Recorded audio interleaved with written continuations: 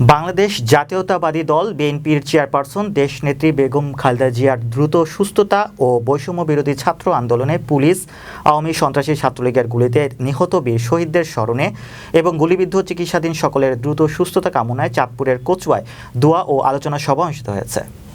কচুয়া প্রতিনিধি জানান, সোমবার বিকেলে উপজেলার সদর দক্ষিণ ইউনিয়ন বিএনপি অঙ্গ সংগঠনের উদ্যোগে উপজেলা যুব দলের সভাপতি আব্দুস সালাম শান্তের সার্বিক সহযোগিতায় উপজেলার তুলপাই ঈদ মাঠে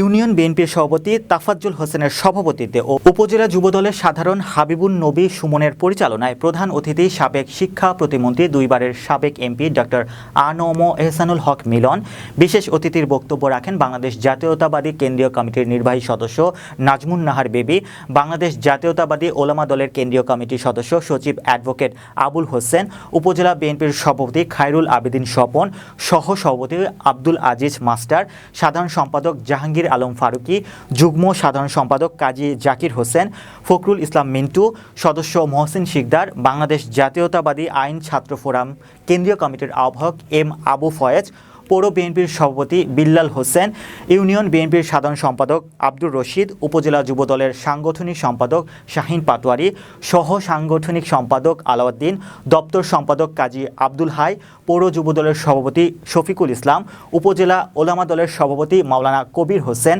সাংগঠনিক সম্পাদক মাওলানা নূরে আলম, উপজেলা ছাত্রদলের সিনিয়র সহ সভাপতি রফিকুল ইসলাম, সহ সভাপতি ওয়াহিদ মুন্সি, জোবায়ের হোসেন, শাখাত হোসেন সাক্কু, যুগ্ম সাধারণ সম্পাদক রইস উদ্দিন, পৌর ছাত্রদলের সভাপতি শরীফুল ইসলাম জাহিদ, সাচার যুব দলের সভাপতি বিল্লাল হোসেন, ইউনিয়ন স্বেচ্ছাসেবক দলের সভাপতি আমানুল্লাহ আমান সহ আরও অনেকে।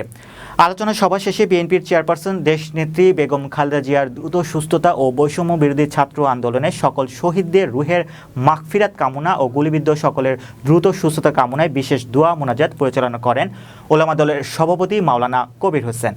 বিশেষ দোয়া মোনাজাত শেষে প্রায় উপস্থিত 10 সহস্রাধিক নেতাকর্মীদের মাঝে তবারক হিসেবে বিরিয়ানি বিতরণ করা হয়।